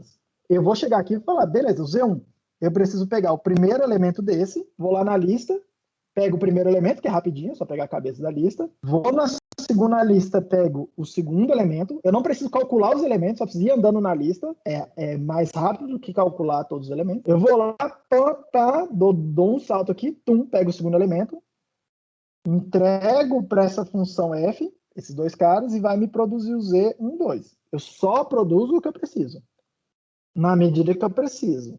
Então, de certa maneira, não tem como fugir de laços alinhados.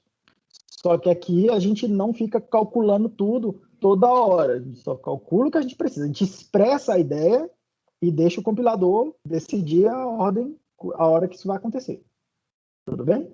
Eu vou falar melhor dessa história de ordem de avaliação aqui, quando eu falar de desempenho, porque esse é um assunto que eu quero falar depois do I/O, depois de falar de como é que modulariza projeto e tal, cable, stack, aquelas coisas lá, para poder direcionar melhor o trabalho de vocês. Então, isso até o final da semana que vem, mais ou menos. E aí, é onde eu pretendo começar a falar disso aqui, ó, desse modelo de execução. Como é que os dados são de fato produzidos? Tudo bem? Entendi. Mas repare, olha só, isso aqui é uma coisa importante. Depois que eu aprendi Haskell, eu comecei a ficar com uma certa birra de várias outras linguagens, tá? C, por exemplo, eu sou um programador decente em C, eu diria, mas toda hora que em C eu chego lá e falo assim, cara, eu preciso fazer for de alguma coisa, dentro do for de alguma coisa, que às vezes é o jeito mais rápido de fazer isso aqui, alguma coisa, tá? E calculo alguma coisa aqui dentro, na minha cabeça já cria uma certa ojeriza, porque laço dentro de laço contra simplesmente escrever isso aqui, ó, a mesma ideia em uma linha, ou melhor ainda, a mesma ideia com um operador, na minha cabeça é muito mais. Depois que eu entendo o que esse cara aqui, ó, o operador estrelinha, está fazendo, essa ideia, quando eu estou operando com listas, eu não fico mais pensando em laço com laço, eu fico pensando que eu preciso produzir todo, eu tenho uma regra para produzir todos os dados. Depois eu vou consumindo os dados à medida que eu vou precisando. É bem mais compacto. A gente esconde esse laço dentro de laço. Ah, mas depois de entender isso aí, né, de transcender e entender isso aí fica fácil tudo, qualquer coisa para tu. Então, mas esse é o negócio. Programação, você quer ter o nível bem baixo lá, o operacional, mas você quer pegar o padrão computacional, alguma operação, e esconder ela dentro de uma função. Não é para isso que a gente escreve funções? Para depois a gente... Então, se eu virar para você e falar assim, Eduardo, te dei uma biblioteca que lá dentro tem uma função que chama FFT. Se você me dá uma lista de números, eu te devolvo uma lista de coeficientes que são FFT. Você, por acaso, tipo assim, todo mundo aí, você fica pensando, tipo, cara, como é que calcula essa FFT? Ou você só pensa, beleza, como que ela faz lá dentro não me interessa, desde que eu dê os dados corretamente para ela. Não é isso que você faz? Não, o senhor tá certo, mas é só porque até uns 5 minutos, 10 minutos atrás, eu tava com muita dificuldade de ver pra que usar esse treco de aplicativo. Falei, caraca, pra que eu vou usar isso? Eu posso fazer uma F lá, tá? Aí o senhor falou o exemplo das listas, eu falei, agora eu entendi. Então, esse é o negócio, esse é o lance. Cada tipo vai ter cada tipo, agora pra gente, tá? Quando eu venho para essa história de functor e de aplicativos, cada tipo, para mim, está modelando uma tarefa computacional. É assim que eu gosto de chamar. Um padrão computacional.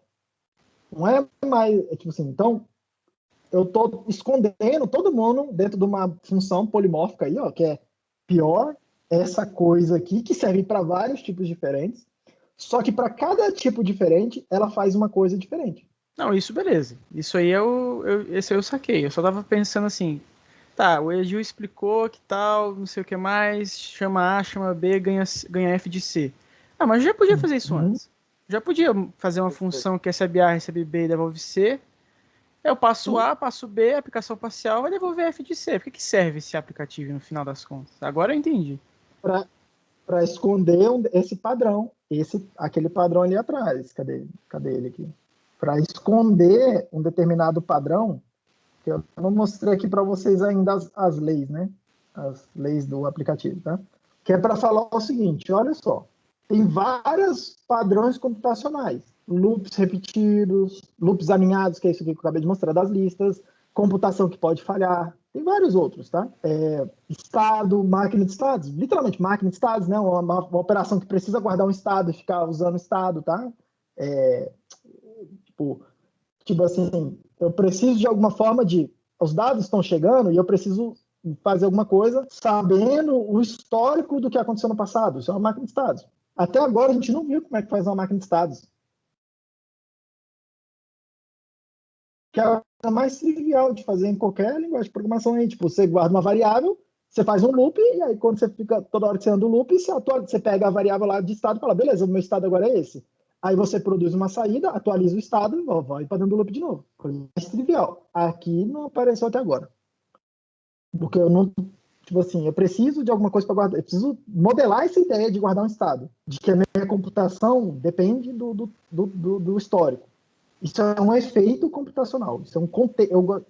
Às vezes eu chamo de efeito, tem vários livros que chamam de efeito, eu prefiro chamar de contexto. Mas isso é um efeito computacional. Que a gente vai modelar com o mesmo ferramental de modelar loops alinhados, que são as listas. Com o mesmo ferramental de guardar de modelar as exceções. Com o mesmo ferramental. Entendeu? É isso Não, que a gente isso está aí tentando fazer. A gente tô quer entendendo pegar... aos poucos, tô entendendo. Tudo o que eu estou fazendo aqui é só definir funções que você já poderia definir, não precisava falar nada disso. Isso aqui o nome disso é function, o nome disso é aplicativo. Eu só estou falando, tá vendo essa função que tem essa cara? O nome disso é aplicativo. Tá vendo essa função que tem essa cara? O nome disso é function. Só isso que eu estou falando, tá? Tem ideias mais profundas por trás, que é aquela ideia de, tipo, cara, eu estou pegando a minha computação, tipo, fazendo funções mais primitivas e levando ela para lugares mais estruturados. Nada me impede de pegar funções estruturadas já e levar mais para cima. Estrutura dentro de estrutura. Lista dentro de lista. Ou uma lista de árvores. Não acabei de mostrar para você ali antes da gente começar a gravação, que eu produzo uma lista de árvores e aí eu vou fundindo as minhas árvores na hora que eu vou processando a lista, fazendo fogo. Pois é uma estrutura dentro de estrutura. Sacou? É para isso. Para eu poder olhar e falar uma coisa complexa e ter uma forma disciplinada de compor as estruturas. E cada estrutura, não pense em estrutura como sendo tipo, uma forma de organizar dados. Não é só isso, tá? Que é a estrutura.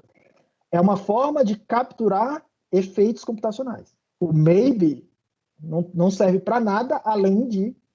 Para que serve o maybe, cara? Se olhar assim, é uma caixa que só tem uma posição, você guarda um X, ou é uma caixa que está vazia, que é o nothing.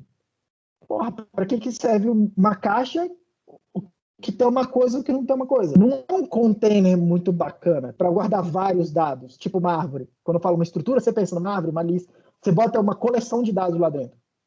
Quando eu falo maybe uma estrutura, você pensa, tipo, por que o maybe é uma estrutura? Quando eu falo estrutura, eu não estou falando, tipo, com uma coleção de dados. Eu estou falando o seguinte, tem os dados e tem uma informação adicional. Tem uma outra informação adicional. Essa informação adicional estou chamando de estrutura, e essa informação adicional serve para muitas coisas. No maybe, para modelar essa história de falhou, exceções, erros, exceções, literalmente, exceções. Na lista, eu posso aproveitar a estrutura para falar, tem uma sequência, coleções de dados, por que eu não posso fazer essa coisa de loops alinhados?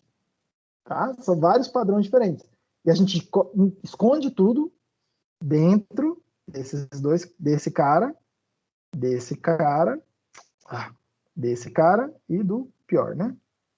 Desses três carinhas aqui, ó. A gente esconde a complexidade dentro desses caras. E aí a gente vai trabalhar só com eles. Beleza?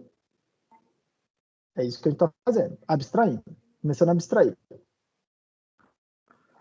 Eu vou parar por aqui, pelo avançado da hora, senão depois vocês reclamam de mim na ouvidoria que eu estou passando do horário. Mas o que eu vou fazer na aula que vem? Tá? O que eu vou fazer na aula que vem? Eu vou passar as leis do aplicativo, são 4 propriedades que eu exijo desses dois caras aqui, ó. Eu exijo 4 propriedades, tá? 4 propriedades, que tem muito a ver, tá? E eu gostaria que vocês refletissem sobre isso, com números, conjuntos, sei lá, dos inteiros, quando eu uso mais e o vezes. É aquelas histórias, é associativo, é distributivo, é comutativo, identidade da operação. É isso que eu vou impor agora para eles, só que aqui vai ficar um pouquinho mais, por conta dos tipos, tá? Vai ficar um pouquinho mais, vão olhar e falar, cara, esse aqui é isso? Mas é isso, é associatividade, comutatividade, distributividade, é isso que eu vou definir aqui agora. Eu vou impor que essas operações tenham essas estruturas. Porque aí fica parecendo álgebra mesmo, né? Que vocês estão acostumados com números. Os aplicativos são, tipo, muito parecidos, tá? Parecidos com a álgebra numérica que vocês estão acostumados o tempo todo. De fazer polinômios, de resolver equações polinomiais, de resolver o que a gente chama de equações algébricas, tá? Muito, muito parecido. Os aplicativos são muito parecidos com equações polinomiais. É isso que eu vou passar na aula que vem. Tipo, as regras que falam isso, tá? E aí, você vai olhar e falar, porra, professor, cara, esse negócio começa a ficar complicado. Pode ser, demora um tempo para se acostumar um pouco com essa ideia, tá, Eduardo? Mas o que acontece? O que eu estou tentando fazer eu estou definindo uma álgebra que me permite resolver, entre aspas, resolver equações polinomiais, equações algébricas. Vocês sabem o poder disso, tá? Vocês já estão careca de resolver equação algébrica o tempo todo aí. Equações algébricas, só que agora no contexto dos nossos programas. Em vez de números, eu vou operar com meus programas. Eu vou resolver equações com os meus programas. Equações algébricas dos meus programas. Tá? É uma forma de programar muito parecida com o que vocês fazem na matemática. Muito parecida. Tá? E aí a gente vai chegar na mônada. A mônada é mais estrutura ainda em cima disso. É mais restrição. Tá? E a mônada é bem... A mônada provavelmente é a ideia mais importante em linguagem de programação dos últimos 20 a 25 anos. Provavelmente, a ideia de mônada. Vou mostrar para vocês o que é. Tá? Mas tem que entender o que é o functor, tem que entender o que é o aplicativo antes. Okay? Então, na aula que vem que eu vou fazer, passar as leis do aplicativo e passar a ideia da mônada. A gente vai inventar a mônada. Tá? A gente vai inventar a mônada. Vou dar um problema para vocês, a gente vai resolver o problema e falar, beleza, agora o que a gente tira de padrão desse problema? E aí a gente vai inventar a mônada. E aí, provavelmente na outra aula, eu vou falar, beleza, agora vamos generalizar essa mônada, essa ideia que a gente inventou aqui. Vamos ver as propriedades que ele tem que satisfazer e aí a gente vai ver a I/O. Porque o I/O é a principal mônada em Haskell. Só que depois eu vou mostrar para vocês outras mônadas que são extremamente úteis, usam o tempo todo. Tá? E aí, meio que vocês estão preparados, isso aqui já é uma coisa um pouco mais avançada de Haskell, eu diria intermediário. Quando eu encerrar isso, tá, vocês vão ser capazes de ler, eu vou chutar aqui que praticamente qualquer biblioteca que aparecer por aí, você vai conseguir ler, entender o que está acontecendo e saber usar a parada, porque o ferramental está na mão de vocês, que são essas álgebras aqui. Vocês vão conseguir ler e falar, beleza, então eu consigo ler e entender o que quando o cara define isso aqui, é um functor, beleza, então eu já sei que tem um fmap lá e mais ou menos uma intuição sobre o que ele deveria fazer, mesmo para uma estrutura complicada. E aí a gente vai passando para outros tópicos, inclusive estou aceitando sugestões de tópicos que vocês forem encontrando de problemas nos projetos de vocês, tá? Uma coisa que está na minha cabeça aqui é testing, melhorar aquela história de como é que testa coisas, tá? Vou mostrar o quick check para vocês. E parsers. Como é que faz parser? Vários de vocês têm projetos aí que envolvem ler dados e esses dados estão chegando estruturados de alguma forma. Tá? Então, como é que faz o parser para isso? Tá? Vou passar algumas ideias aqui para vocês. Uma ideia básica de parsers em Haskell, que é bem elegante. Tá? Beleza, pessoal? Mais alguma dúvida, gente?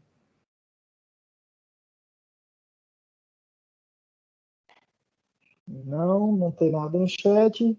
Bom descanso para vocês. Eu só vou passar a lista nova na semana que vem. Eu vou dar uma semana de folga aqui para vocês. Então aproveita para dar uma respirada aí, para ninguém ficar sobrecarregado também. Abraço, até quarta-feira. Até, professor. Tchau, tchau. Até mais, professor.